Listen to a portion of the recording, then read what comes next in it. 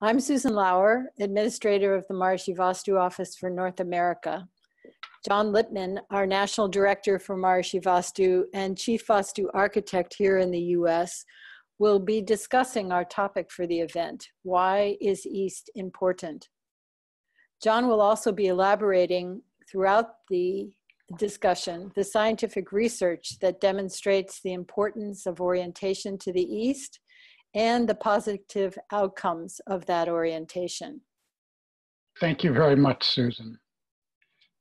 It's great to be with you again, and I'm looking forward to this session in which we're going to go deeply into what some of the reasons are, what some of the causes are for the major effects of Vastu. And I'm going to rely on quite a bit of visual aids. And so I'm just going to share my screen with you. And I will, at that point, be just a small square up in the corner. And you won't miss me, I'm sure. So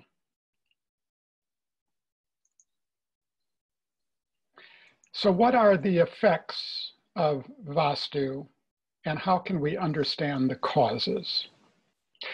Maharishi has said, based on the scriptural references, the Vedic literature, that the effects of living in Vastu properly executed is to have a nourishing effect upon our health, to promote happiness, to promote family harmony, to increase the influence of success in our lives, and finally, growth towards enlightenment. Well, how is it that a building, which we normally think of as being inert, can possibly have such effects upon us? And we do not mean as a placebo, as a matter of belief, but through the functioning of real laws of nature. Well, that's what we're going to look at today. Here's a photograph of me in front of my own Vastu home. Susan and I and the others of us who live in Vastu get such pleasure from our own homes. They have such intense, blissful effects upon us, and they are in each of these 5 areas. And so what I'm talking about is not something abstract or theoretical to me and to Susan, but something which is real, which we experience. So what are the rules?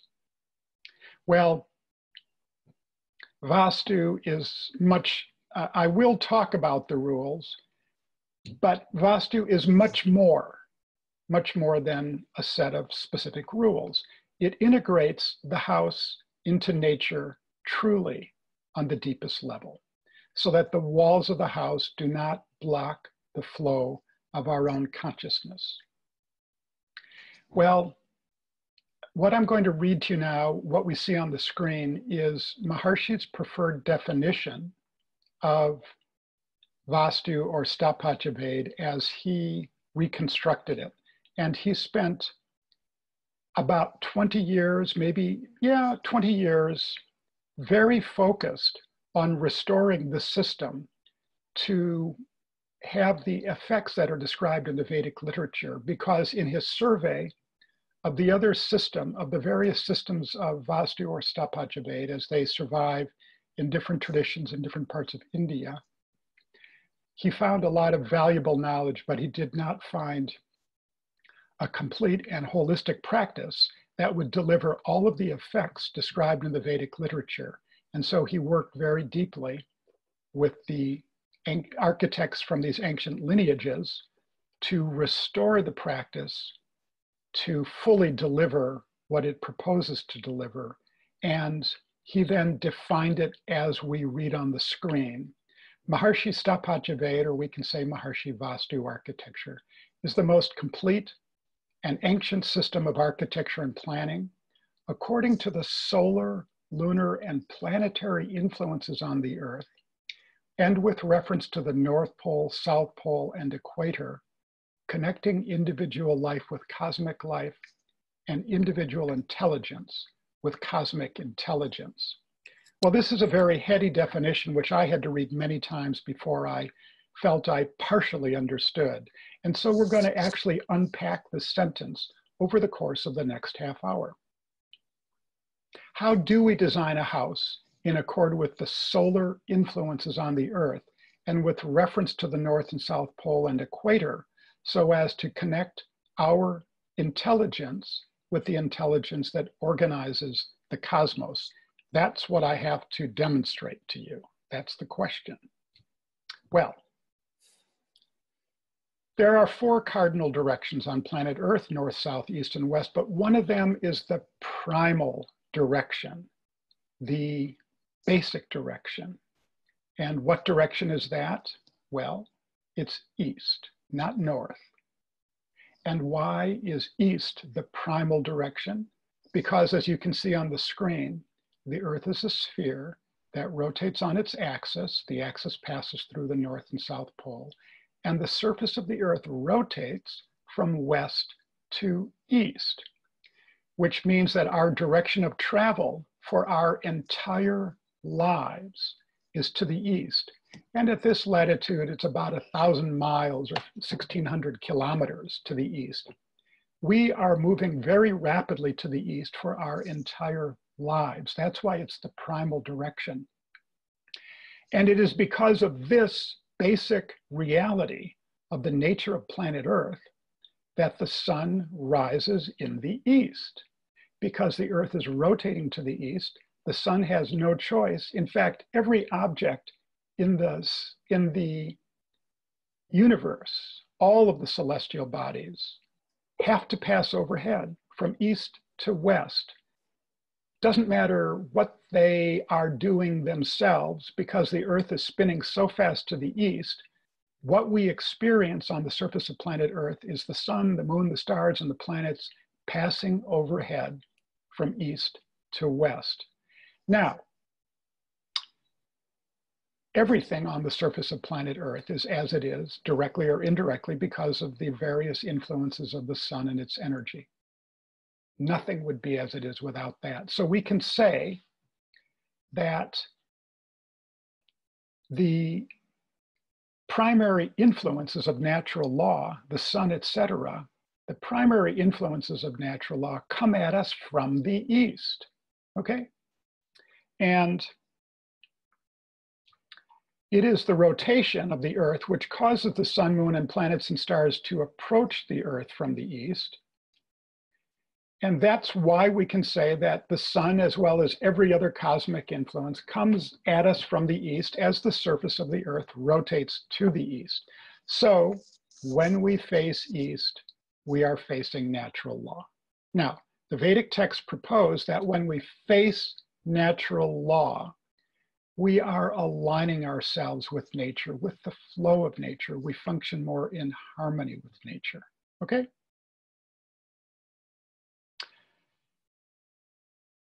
For the unity of nature to become a real thing, the first step has to do with this Eastern orientation, aligning ourselves with the cosmic forces of nature. And this has just been measured for the first time. Amazingly, what we are seeing is Professor Fred Travis, professor of psychology at Maharishi University, a very, very deeply, extensively published professor who is at this point in this photograph placed an EEG cap, a cap with EEG leads on it, on the head of a subject. Those leads are connected to that stack of equipment behind him. And with that, he is able to monitor the electrical activity at the surface of the brain, which is to say the prefrontal cortex, or the chief executive of the brain. Now, this is a rather crowded, complicated chart, but he has just done the following, and this is something he's done very recently. It has been submitted for publication in a peer review magazine. It has not gone through peer review yet, and so we should consider this piece of research to be something that is not yet remotely official, but we'll just have a light look at it because what he has found is so interesting. Now, there are 7 groups of bars, and each of those groups is measuring brain activity at different frequencies.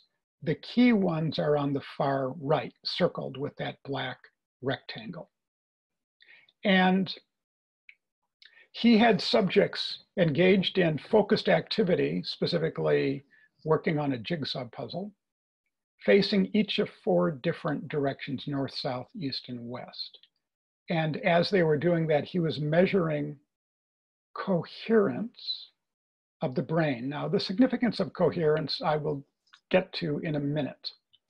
But looking on those far right groups of lines, which are the key ones, what we see is a black bar, and then a gray bar, and then a dark gray bar, and then a diagonally slash bar. Now, those refer to the direction that the subject is facing. The black bar represents subjects who are facing east. The light gray bar represents subjects who are facing north. The dark gray bar represents subjects who are facing west. And the diagonal line bar represents subjects who are facing east. So if you can see my cursor, this is east, north, west, and south. And I think I didn't describe it correctly just now, but east, north, west, and south. And again, east, north, west, and south. And what we are finding, what the graph is revealing, is that how coherent a person's brain is differs when they're facing different directions. What we're seeing is their brains in these key ranges are most coherent when the subject is facing east, a little less coherent when facing north, a little less coherent when facing west, and least coherent when facing south. And the total difference between south and east is, I think I calculated about 20%. It's quite a significant difference between the two. Now, what is the significance in coherence, which is what the chart is measuring? EEG coherence, as this chart shows, correlates with a whole series of traits. Established published research has established that greater EEG coherence is correlated with increased creativity, increased IQ, increased moral reasoning and grade point average in school, and is inversely correlated with neuroticism. That is, it is correlated with improved mental health. And so what we seem to be seeing is that these traits, these desirable traits, are likely to be greater. I think this is something that we can speculate from this data, are likely to be greater in people who are facing east, a little less in people facing north, a little less in people facing west, and least in people facing south. Now, it just so happens that these are precisely the recommendations for human orientation recommended in Maharshi Vastu and in the ancient Vedic literature. And therefore, when we design Maharshi Vastu buildings, we design them to ensure that we face east or north for primary activities. In Vastu offices, as in this photograph, we face east or north, which is the case of every desk that we can see in this photo in a Maharshi Vastu building. And what is the activity that we spend the greatest amount of time doing facing in a single direction? Well, it's sleep, of course. And published research Now, this is an interesting thing. The data on lying down with eyes closed is different than the data on people upright and engaged in active activity with the eyes open. What Vastu recommends and what Professor Travis's research is suggesting is that when we're lying down with the eyes closed, when we are resting, that we have the most coherence when facing east, and then the second most when the head is to the south. And that would mean the headboard is to the east, and the headboard is to south, and less when the headboard is to the west, and least when the headboard is to the north. In other words, it's kind of starting with east, it moves in the opposite direction than when we're upright with eyes open. And this correlates with research that we can see on the screen, which published in a peer review magazine, that people who sleep with heads to the north, that is headboard on the north side, also score the worst on a mental health exam. And an unpublished follow-up study also indicates that people who sleep with head to the east score the best.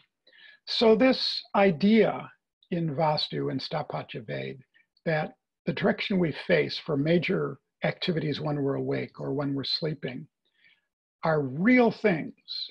And every Maharshi Vastu house or apartment or office is designed, in the case of a house, so that all the beds can have the headboard to the east or to the south, improving our mental health.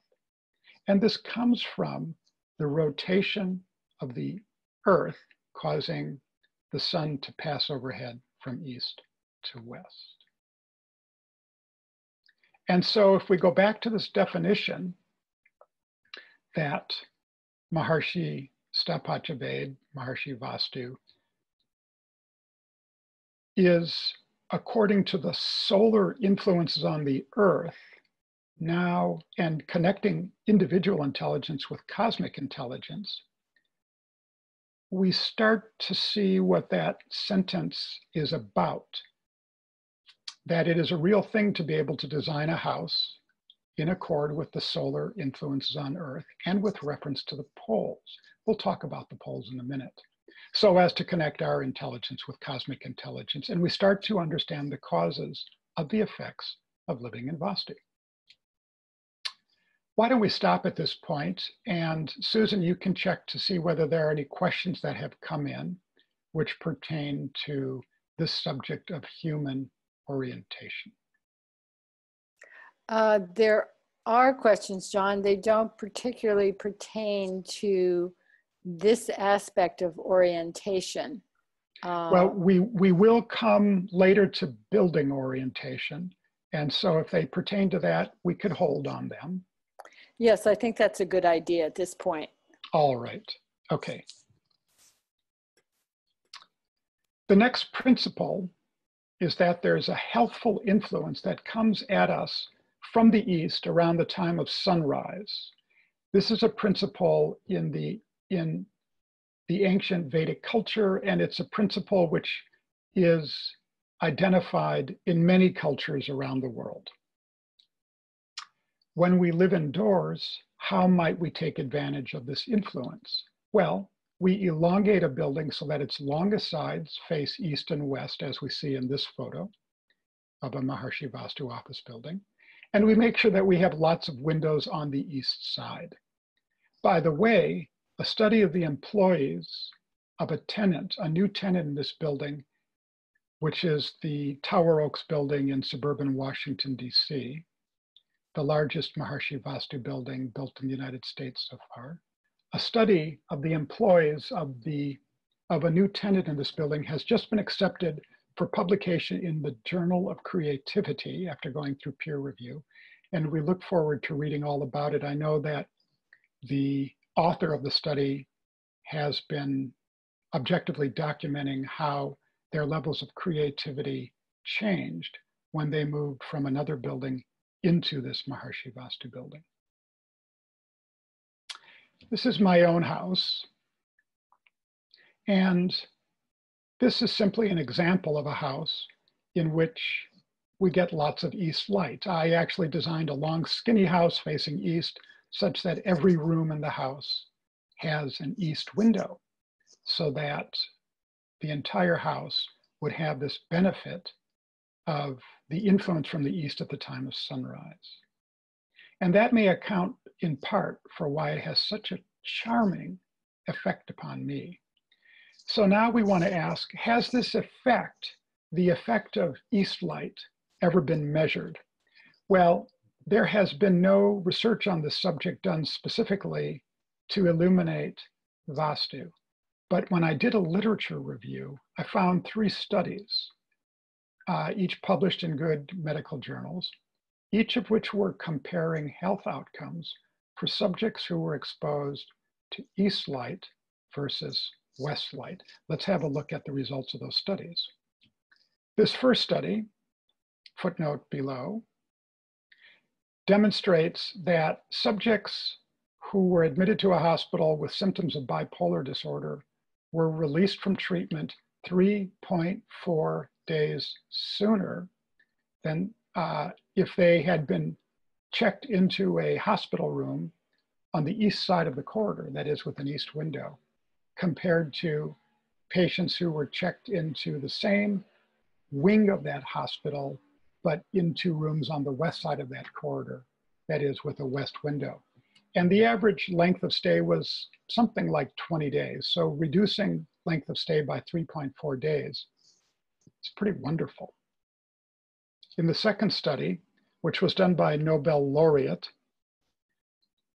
and published in PLOS, the conclusion of the lead researcher, this Nobel laureate, was that in order to reduce our likelihood of developing skin cancer, we should do our best to be exposed to sunlight in the morning and avoid it in the afternoon.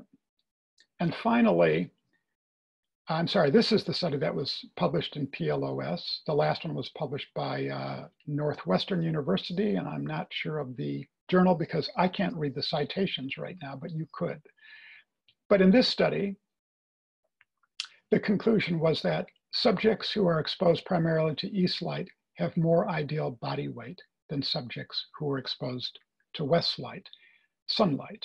And therefore, we have some confirmation, we can call it preliminary confirmation, from medical research that there is some value to our health to have east windows. And by the way, for the record, these are the only studies that I found that are looking at the effects of sunlight from different directions. I found no studies that looked at the effects of north light or south light. At this point, do we have any questions on these subjects up to that we've talked about so far? Yes, I think we do actually, John. One question that just came in actually, is there any research on both people following Vastu and not following Vastu staying in Maharshi Vastu homes? Does their psychology and thought make a difference if of the Vastu effect on them? I'm not quite sure what that means, but I think you probably can get an answer for that.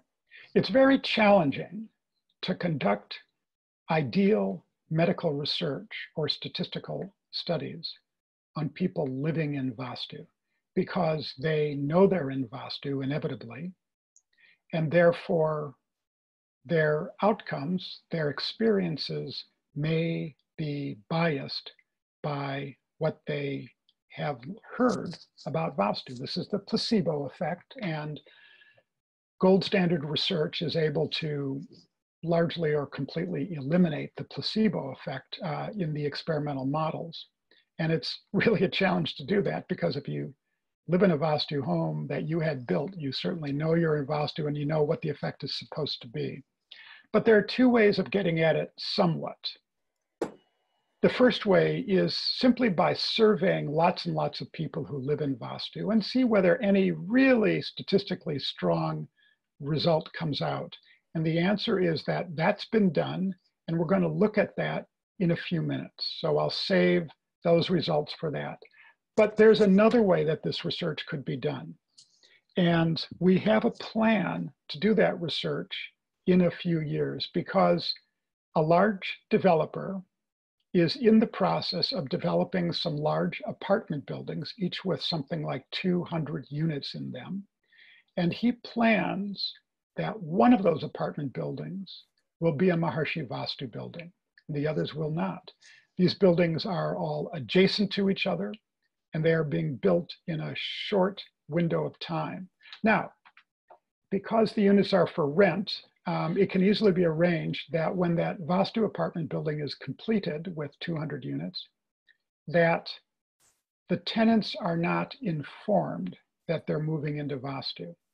And so our hope, our intention is to work with a major educational institution located in a large city where these apartment buildings are being built to do before and after surveys, or at least after surveys, of people who move into the Maharshi Vastu apartment building versus the non-Maharshi Vastu buildings adjacent, built at about the same time in very similar styles.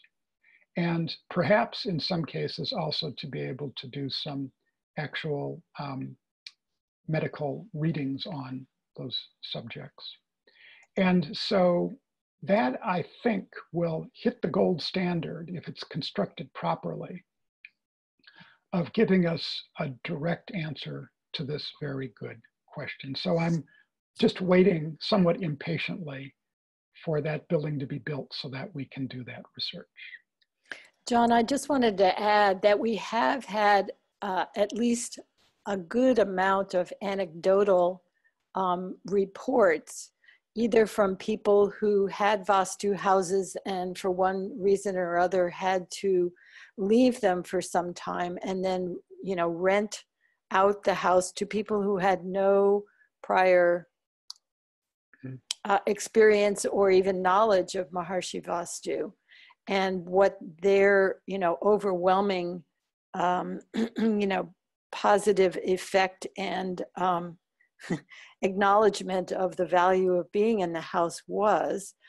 We also have, you know, on a regular basis, there is here in Iowa, there is a bed and breakfast that is a Maharshi Vastu home, and people from, you know, all over come and stay there on a regular but short-term basis and leave comments behind in the guest book about how, you know, wonderful the, you know, their stay was, how they slept better, how they enjoyed being in the building, and those kinds of things. So it is anecdotal, that is true, but, and these were people also who knew absolutely nothing about the speciality of the house. Beautiful. Anecdotal evidence is the first step in scientific research. It helps us to identify whether there may be reason to think that there is a phenomenon worth studying. And as you said, the anecdotal evidence, including among people who are unfamiliar with Vastu, who have spent some time in Vastu buildings, is quite overwhelming. And we will share with you in some detail one anecdote at the end of this talk. So let's go on to the next section. If one knows anything at all about Vastu, about Sthapatya, what one knows is that we believe that the direction that buildings face has a dramatic effect upon the quality of life lived in the building. Well, it sounds to most people like utter superstition, completely improbable. And we'll look at the statistical evidence in just a second. But before we do that, there's a lot of information on this chart, so you're probably staring at your screen. Go ahead and take a screenshot if you want, so you can look at it later. What you are seeing is in the notes that a house that faces east has an influence of enlightenment and fulfillment, and that a house that faces north, that would be at the top, also with a yellow arrow, has an influence of prosperity and happiness. A house facing northeast has a lesser influence of success on the outside. And the other directions all have various negative influences we don't really want to pay too much attention to. But noteworthy is that a house that faces south has all negative influences. The effect of living in a south-facing house, we understand from the ancient Vedic literature, is problems and suffering. So, is this real? Because it's something which has been so unexamined by Western science and so out of the realm of our day-to-day conversations for most people that it seems very unlikely. So what's the research? There have been 4 research projects done to date, 3 of them published in good peer-reviewed medical journals. Each of these 4 studies has looked at the effects upon some objective measurement of quality of life of people, non-meditators, and in almost all cases, not living in Fairfield, Iowa, and correlating them with the directions that the houses face. And the cliff notes is that in every case, in each of these 4 studies, which we're about to look at, subjects who live in south-facing houses have significantly worse outcomes. So let's look at the first one. In a paper published in the Journal of Social Behavior and Personality, it was established by administering mental health exams to subjects in another city, not in Fairfield, that those who live in south-facing houses have worse mental health, scored worse on the mental health exam. The second study, unpublished, but it was based upon an analysis of the records of 100 patients, and 100 patients makes this a pretty darn statistically significant outcome, because what the researcher found, a cardiologist, is that 50%, not 25%, but 50% of his patients live in south-facing houses. And he established that in the area from which his patients come, houses face equally in the 4 directions. 50% more likely to be under the care of a cardiologist, meaning that one has a heart problem. And third, in a published peer-reviewed study, subjects who were given a questionnaire eliciting how prosperous they find themselves to be, it was found that those who live in south-facing houses describe themselves as least likely to be prospering. Finally, and most shockingly,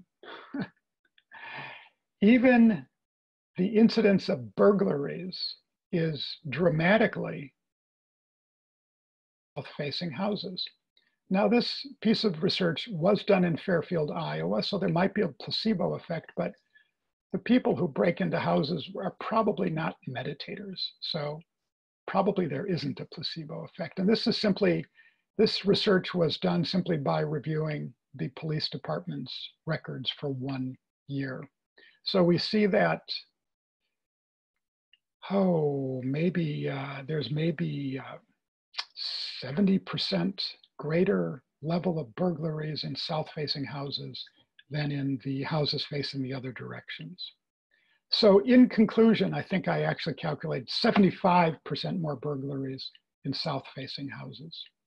So it is clear that for the best results, our homes and apartment buildings should be oriented not to the south. And we recommend in Vastu, as I think will come out in further research, that they should be oriented ideally to the east or to the north. The east is the direction of the rising sun, and that is ideal. Now, it may sound like I'm describing a set of rules. Sleep facing this way, have the house face that way, make sure that plenty of light comes in through these windows. But Vastu is not a set of rules. It is an integrated force of nature. And why can I claim that? Of course, the Vedic literature is very clear on that, and it gives us a very profound understanding that we are simply using nature's own organizing intelligence that is used in the organization of all of the structures of nature. But we get a clue that this is not just a set of isolated rules when we look at multiple factors.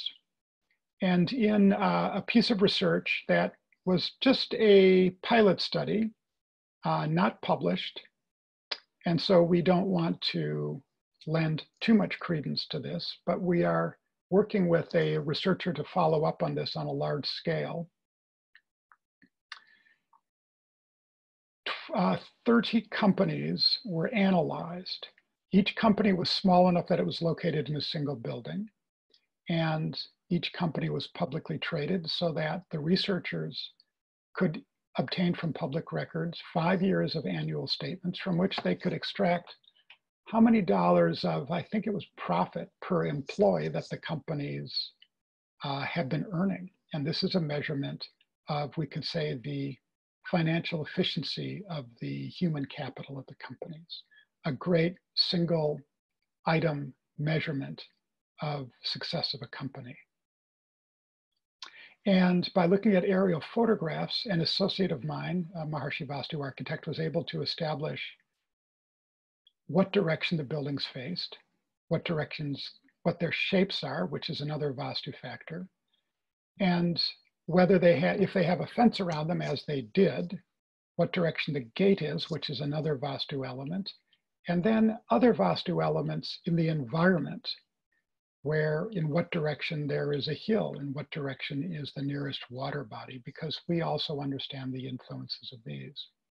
So she scored each of the 30 companies for these 5 factors, and then ranked them into groups of should be very successful, pretty successful, average, below average, or poorly successful. And based on the 5 years of financial statements, an independent researcher also grouped the companies into 5 categories of actual success. And then they compared their lists. And what they discovered is that my associate, the Vastu architect, had correctly predicted the approximate degree of financial success of 27 out of the 30 companies. Now, even though this is only a pilot study and only 30 subjects, to get 27 out of 30 right is pretty overwhelming. And so we can be very optimistic that when a study such as this is done on a larger scale, we may have a real statistically significant validation of the effect of the integration of multiple Vastu effects. But even that is still measuring only 5 factors. And I've said that this is a real force of nature and it is a real integrated, holistic system.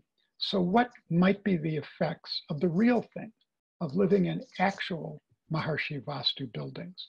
Well, now we get to the answer to that earlier question. Remember, the predictions from the ancient literature is that the results will be to promote good health, happiness, family harmony, success, and growth to enlightenment. How can we measure these things? Well, the answer is that we have done, not we, but an independent researcher, a widely published PhD, composed a survey which was then sent to as many of our clients around the world as we could get current email addresses for. It was sent out to somewhere between 400 and 500 clients. We have many more, but these were the current email addresses. And responses came back from right around 150. And so now, what were the results? Were there any results that might give us an inkling into the impact of living in Maharishi Vastu on our health?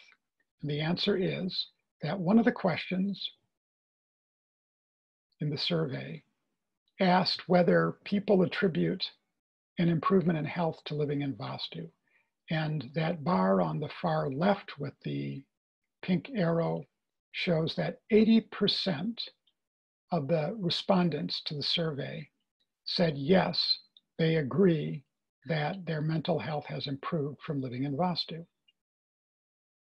How about physical health? Well, 70% report improved physical health. Now, the next subject that the literature predicts is that there will be an increase in happiness, or an influence for greater happiness. Well, one of the questions was to ask whether the subject's children are happier since they have lived in Vastu. And the answer is that 88% of parents said yes, they find them to be happier. The next subject predicted is family harmony. And one of the questions in the survey asked, are your family relations better or worse since living in Vastu? And 77% of the respondents, 143 respondents, reported improvements, strongly agreed that family relations have improved since living in Vastu. The Vedic literature also predicts that there's an influence promoting success. So we asked, or the researcher asked in this survey, whether there is any correlation with you living in Vastu and your success, and 92% of the respondents reported greater overall success. Finally, the fifth quality is growth to enlightenment. And how can this be measured? Well, there are a couple of questions that can be asked, the answers to which probably have some real correlation to whether enlightenment is growing in our lives. And indeed, one question that was asked in the questionnaire was, do you have less stress in your life since living in Vastu? And the answer was that 85% of the respondents said, yes, we have less stress in our life since living in Vastu. And the other measurement of growth towards enlightenment was that 82% report increased fulfillment of goals in their lives since living in Vastu, and 90% report improved overall quality of life. So between these three survey questions, I think that we see a suggestion of a growth towards enlightenment among people who live in Vastu. Now, this is not an ideal survey. There was no control group, and it has not been published yet.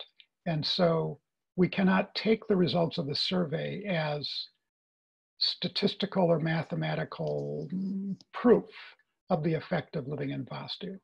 But this is the research that's been done to date.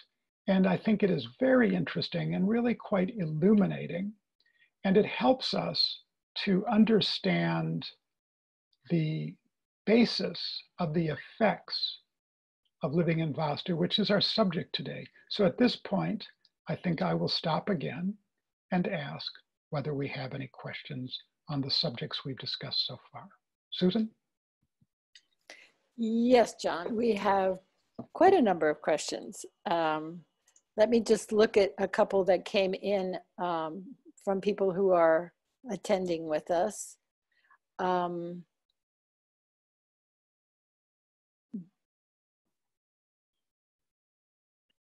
This one is about facing the house and whether the principles that you've been enumerating actually apply in all geographic conditions and even in different climatic conditions. Yes. Okay, so the answer to that is yes. Yes, and I'll elaborate just slightly. It is not the case. Well, the underlying question might be, if I live in the southern hemisphere at a certain time of the day, sunlight is coming in through a northeasterly window, but if I'm in the northern hemisphere at the same time of day, sunlight is coming in through a southeasterly window, for an example. And I did not say last time, and I do not mean to imply to you, that the placement influences, which we actually haven't talked about yet today, have specifically to do with what direction or what window the light is coming in through. They have to do rather with the cosmic influence of the sun, which changes over the course of the day. So all of the other influences, certainly, as well, are the same everywhere on the globe. Maybe not on the North or South Pole, but none of us build in such a location, because the sun rises in the east everywhere on planet Earth, and the Earth rotates from west to east everywhere on the Earth. And the North Pole is to the north, and the South Pole is to the south. And it is these cosmic regulators of the geography of this planet which are being utilized, and they do not vary. Okay, I have two questions actually, dealing with large buildings or some other something else, casting a shadow on the eastern portion of a home, of a home, and if that, if building a Vastu should still be to the east, if there is a huge building casting a shadow in the eastern end. That's a very good question, and we look forward to the day coming where we are building lots of buildings in dense urban locations where there are large buildings, and this question is really germane. Right now, it's sadly just hypothetical, but I can still answer it.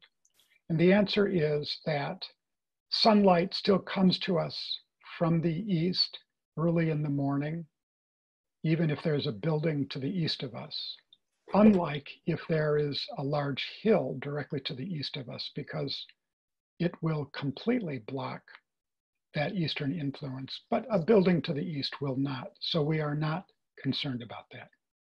Okay, and a question that came in actually before the webinar also mentioned that you said in the previous webinar that a hill to the east is not optimal. Does the same hold true for trees to the east that would block or filter the rising sun from the house? In other words, should there be a clear view of the sun in its changing course through the day from the various rooms? There's a particular distance that we would like to hold trees back from the house. And we'll go into the details with any individual when we look at their sites in Google Earth. We can see tree cover around the site, and we can go into the particulars for them.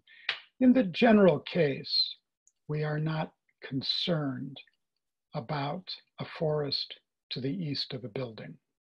We wouldn't want to put the house smack in the middle of the forest with the trees coming right up close to the house, a dense forest. But the way that we more commonly would build with a forest nearby is something which is completely acceptable. Do you have more, John, or can I ask a few more questions, actually? There is more in the presentation, but by all means, ask some more questions. Okay, here's a good one, I think, actually. You mentioned in your first talk that a stick and string measurement for true east can be quite accurate. Would you please describe that method? And then from another submission, someone said how to locate the exact east without using the traditional Vastu measurement with circle and pole. Mm-hmm. So the the ancient systems we have very precisely described in an email, and any of you who are planning to build Maharshi Vastu homes, that is one of the pieces of information that we will supply to you. So it can satisfy your intellectual curiosity, and so that you can actually do this on your site, as anyone can do.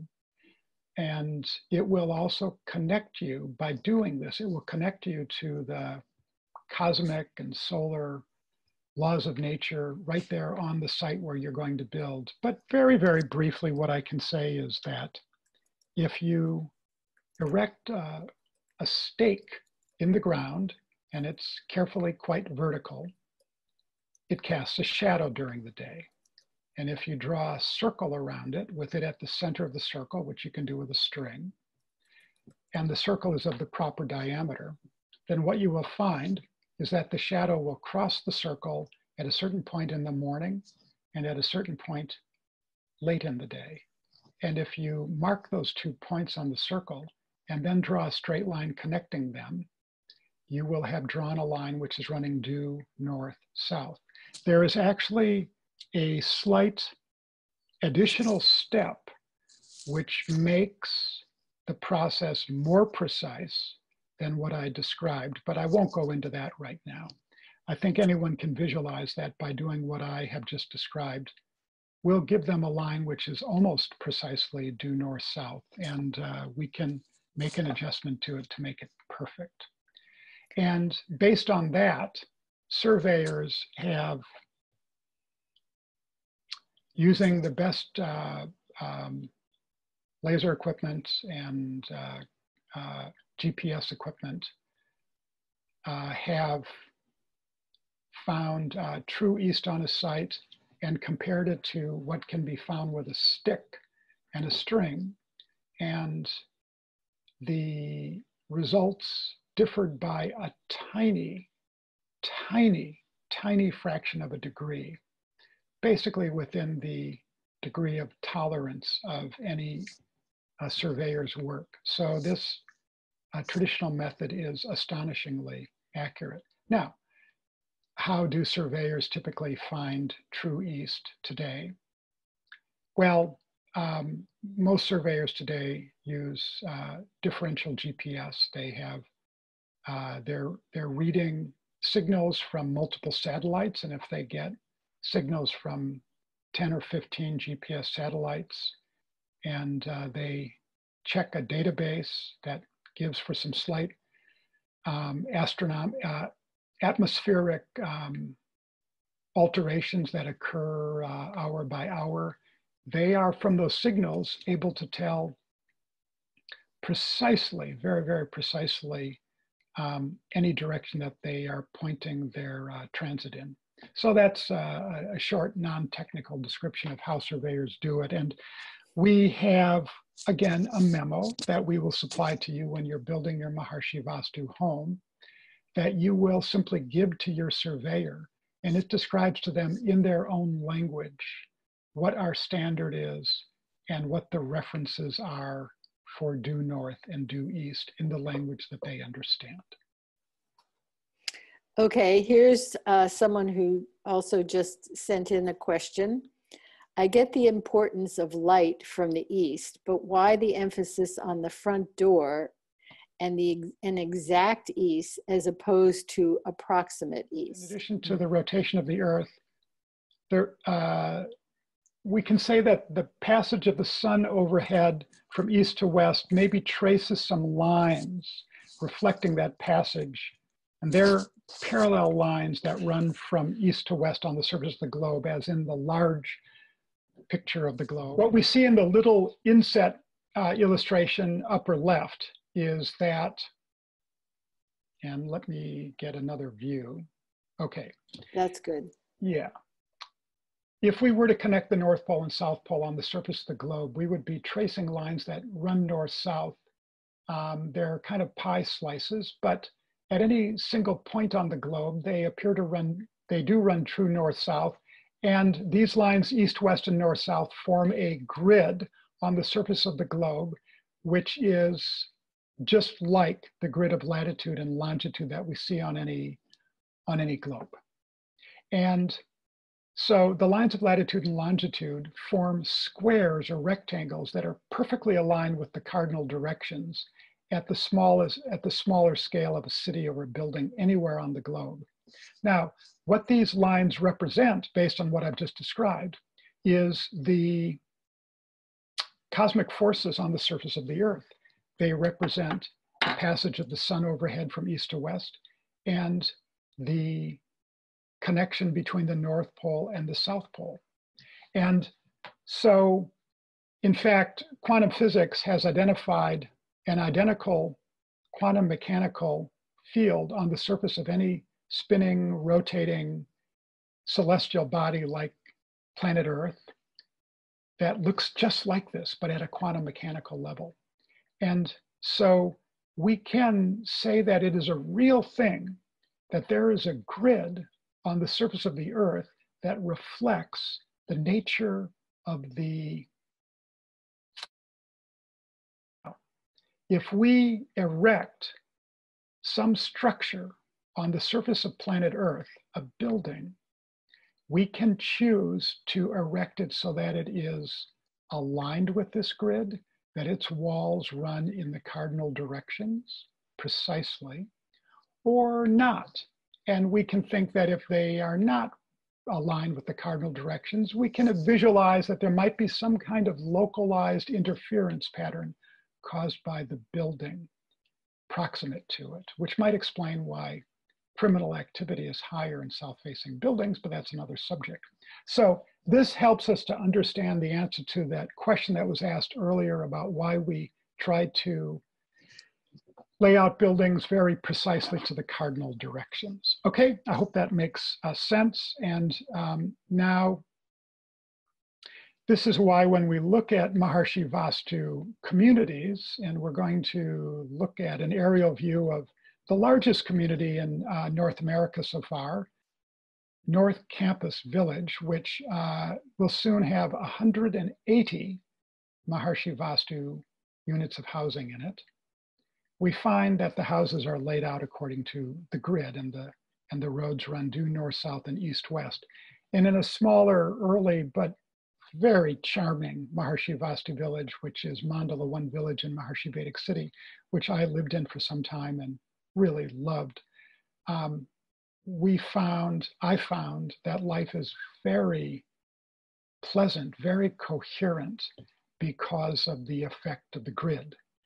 And I could spend more time, but maybe we'll do a conference call on Vastu communities. I'm going to end with a single anecdote, as I promised. One family story. This is a story about a physician. He is an oncologist in California. He was a TM meditator, and so he contacted me about 20 years ago saying that he was going to build his own oncology clinic, the Blood and Cancer Center. And did I think that we could integrate the principles of Maharshi Vastu into this building? Well, we discussed it and we decided that we certainly could. We'd see what the effects were.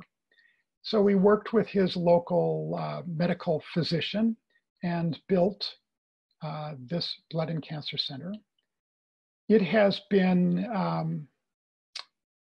so successful that they've expanded it 3 times, and it's now the largest blood and cancer center that's not connected to a hospital, I understand, in the western half of the United States. So it's been very successful. But I spoke to him, to the owner, the founder, a few months, maybe half a year after they first moved into the building. And I said, so what's new? And he said, well, since we moved into this building, my belief, my observation is that we're getting better outcomes among our patients.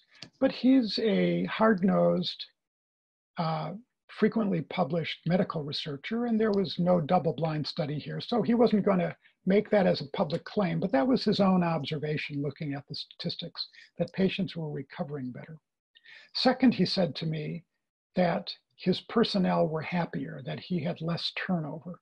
That was a very good thing for business and very good for his employees. But then he said there was a third thing that he had noticed, and that is that when people come to cancer centers for treatment, they're being poisoned. They are being poisoned with either chemo or radiation. And at this time, particularly 20 years ago, when treatments were not quite as targeted, it was very common that people who would go through several rounds of treatments would get nauseous every time. And eventually, after several treatments, their body would figure out that when I go to that place of treatment, I get nauseated. And viscerally, in their gut, not intellectually, people would be repelled from going to the place of treatment. So what he said to me is, what we have found is that since we have moved into this building, our patients are dropping by for visits. And that to him was the most significant thing. So they expanded it, as I said, and have many very happy employees now.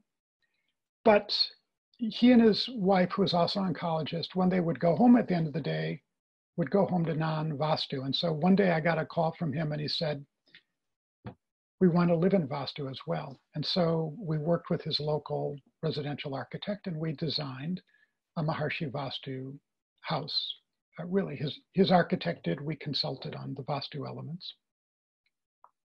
And again, about a half a year later, I called him up and I said, so what's new? And he said, well, we have one child, our son. He, at that time, was 10 years old.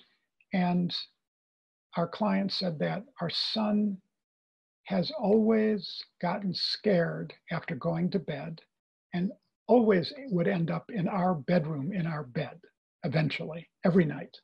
And when a child does this when they're 3 or 4 or 5 years old, it's not too concerning to parents, maybe inconvenient, but nothing of great concern. But if a child is still unable to sleep on their own at age 10, then the parents are quite concerned about the fear in the heart of their child. So what our client said to me is that after they moved into the Maharshi Vastu house, that very first night, their son spent, for the first time in his life, the full night peacefully in his own bed, in his own bedroom, and every night thereafter. So our clients felt that living in this house had removed that fear from the heart of their child, which was so concerning to them. So this is a single anecdote about one family. No scientific conclusions can be drawn from it, but this is still a real and a personal thing, and it helps us to understand the reality of it by hearing some anecdotes. Thank you all for joining us. We really do, from our side, enjoy giving these webinars.